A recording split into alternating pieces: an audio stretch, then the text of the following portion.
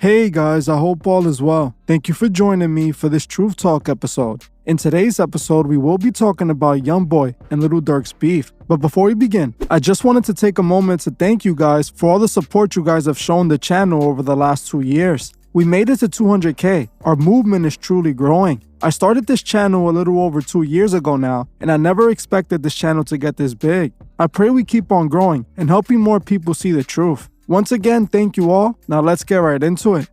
Since the very beginning, hip-hop has had a competitive drive to it. It's driven by artists competing to be crowned the top rapper in the industry. This competitiveness is in the roots of hip-hop, as battle rap is one of the core elements of the genre. Rap beef has kept hip-hop alive throughout the years. Some of the biggest moments in hip-hop are due to rap beef. Rap beef like NWA versus Ice Cube, or Biggie versus Tupac, or even 50 Cent versus Ja Rule, or Drake versus Meek Mill. And now, Lil Durk versus NBA Youngboy. These beefs were big moments in the music industry that kept fans on the edge of their seats. What most people don't know is that all of these beefs have something in common. The same people benefit from them each and every time. Who are those people, you may be asking? Well, the artists and the record labels. Rap beef is as profitable as it is exciting. When the fans see their favorite rappers beefing with another rapper, it excites them and gives them someone to root for. That makes them more interested in the artist, leading to more plays. The record labels discovered this early on and have turned it into another marketing mechanism to sell more records.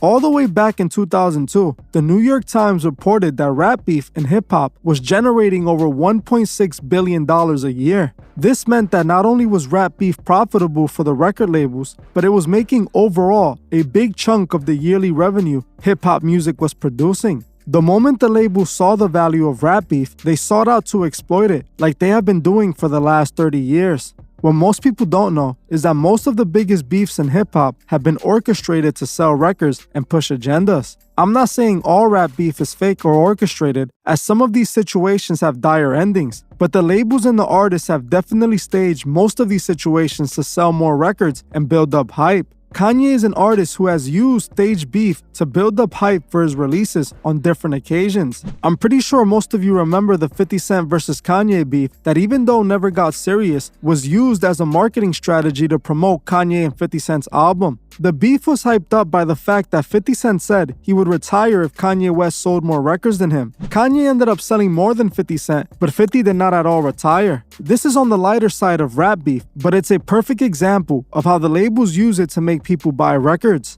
Both Kanye West and 50 Cent are signed to labels that are under Universal Music Group. Kanye West was signed to Def Jam and 50 Cent to Interscope, two labels owned by UMG. This beef was obviously staged by the labels, and it worked, as Kanye West sold just under 1 million records in the first week, and 50 did well too, as he sold 691,000 copies first week. This marketing ploy made record labels hundreds of millions of dollars, and sadly, the fans bought right into it.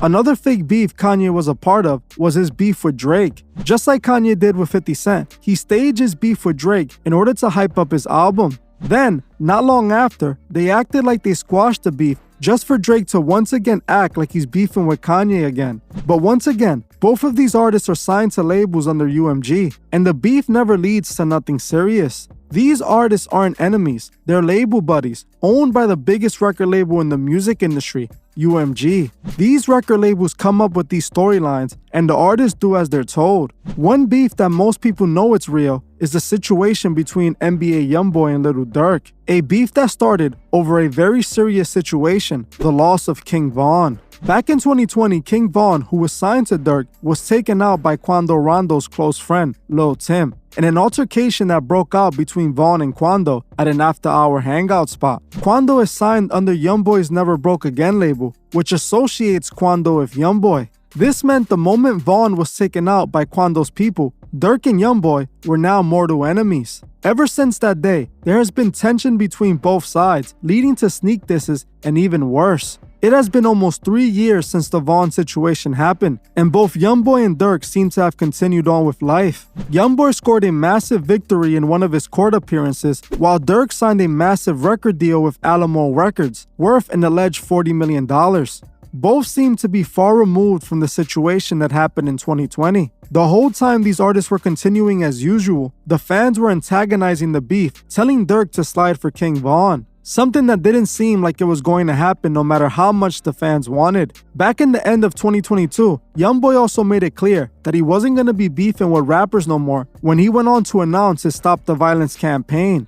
At this point, the beef between Youngboy and Durk seemed to have died out for the most part until recently when everything started back up. Fast forward a few months later, after pretty much silence from Youngboy and Durk, Youngboy would start once again beefing with Durk, coincidentally, right as Youngboy dropped a new project. See, I believe this revival of the beef was nothing more than a marketing technique done by both sides. A couple days ago, Lil Durk made two very important posts. In one of the posts, Durk openly admits that the record labels are trying to pay him to beef with a rapper. This post is very revealing, and we can guess what label this was and what rapper they wanted him to fake a beef with. Interesting is that Durk also dropped his album cover, which displayed Durk doing the one-eye symbolism and also flaunting a new tattoo on his neck of the Masonic all-seeing eye. You guys know me when it comes to symbolism. I don't believe in coincidences. Durk did all this during the recent back and forth he is having with Youngboy. See, before Youngboy dropped his latest project just last month in April, he had dropped his project Don't Try This at Home, which was one of his lowest selling projects in recent years, selling only 60K first week. Just for consideration, his project The Last Line Mito, released just last year in 2022, sold a little over 114,000 the first week. This is not good for Youngboy, who just signed a new deal with Motown Records. Youngboy just got a massive advance from the label when he signed, which puts him in the red with the label, owing them a lot of money. Youngboy now has to recoup his advance through his record sales only, since he's on house arrest. With his project selling less than expected, this forces Youngboy and his label to have to use marketing techniques to get the upper advantage. So this is when I believe Youngboy's record label came up with a devious plan that involved DJ Academiks and Lil Durk. See, the beef with Youngboy started after DJ Academiks said during one of his live streams out of nowhere that the beef between Lil Durk and NBA Youngboy was officially over. He said both rappers had moved on and that Youngboy and Durk weren't worried about each other anymore. Ac's comments would get reposted by many hip-hop outlets, which appears to have gotten the attention of NBA Youngboy. Not long after Academiks stated this, Youngboy took to social media to diss Academiks and Lil Durk and to announce the release of his new project called The Richest Op, claiming that he was going to drop the project on the same day Lil Durk was supposed to drop his album. Academiks acted surprised by being dissed by Youngboy, who he referred to as a friend that he loved several times. Ac would end up reacting several times to Youngboy dissing him, all while still telling his fans to support Youngboy's music and to buy his latest album. Even at one point, stating he would buy 5,000 copies to support Youngboy's project. Theory though, because I've really been thinking about this. And Youngboy can say whatever he wants, but I actually definitely believe Youngboy signed signed whatever contract he did with Capitol, and I think he was smarter this time, probably just trying to get these projects out quickly as possible. And this is a good little promotional leg.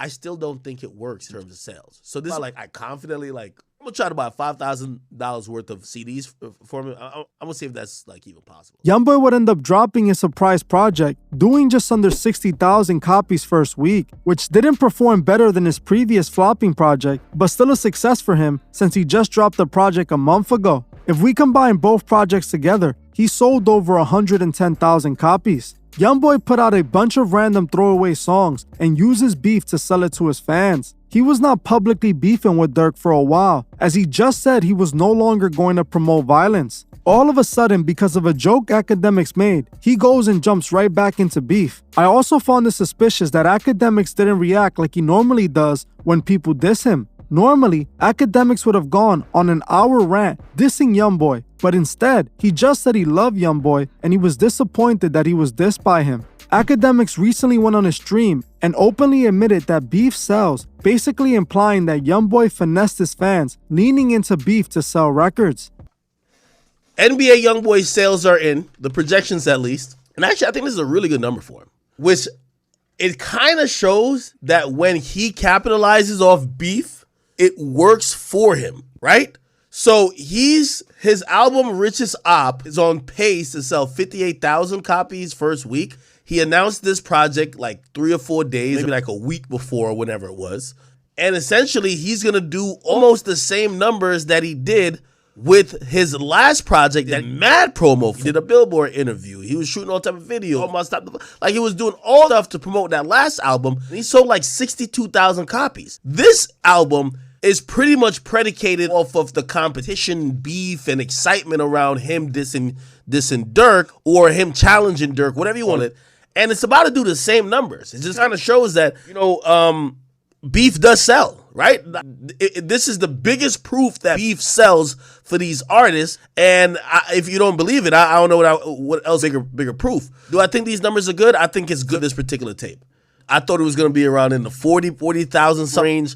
But him selling near 60, that's what he did on this album. I think that's a huge W. So, again, as people sometimes, kind of get caught up in this Durk Youngboy, let's be very honest and be very frank about it. Do they not like each other? Yes. But do they kind of leverage the fact that they are beefing to sell records? Yes. Like, this is nothing.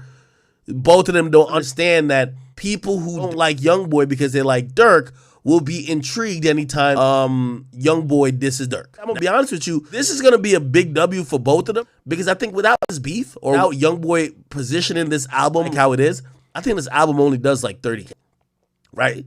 But I don't think it's doing 58. So I think he gets a W for it, and Durk's gonna get a W. You know why? Durk dropped his single, and his single is #1 on every chart. As you heard for yourself, Academiks basically admits that this was all just done to sell records. Pair this with Durk's tweet, you start to see that the labels were truly behind this all along. I believe the labels instructed both artists to capitalize off the situation. They know nothing is going to happen to Youngboy by the hands of Durk, as Youngboy has to remain at home. And they know Durk won't be harmed by Youngboy because Youngboy can't leave his house. It's basically like two dogs barking at each other from opposite fences.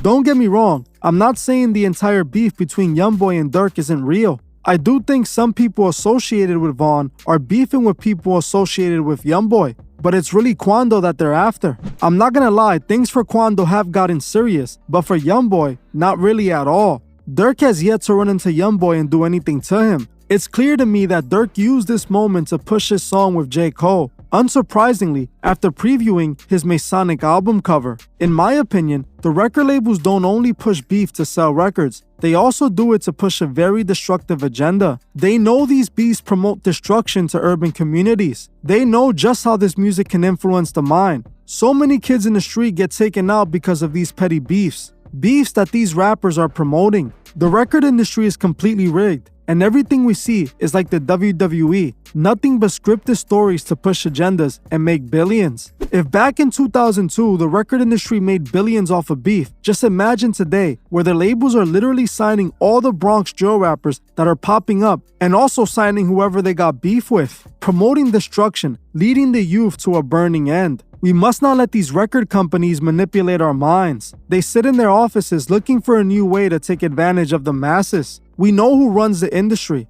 We know they like to play both sides on the board. Like I always say, we must remember that every day we wake up, our souls are at stake. And we also must remember to help those who can't see the truth find the truth. Well, that's it for this video. Thank you all for watching, and I'll see you guys in the next one.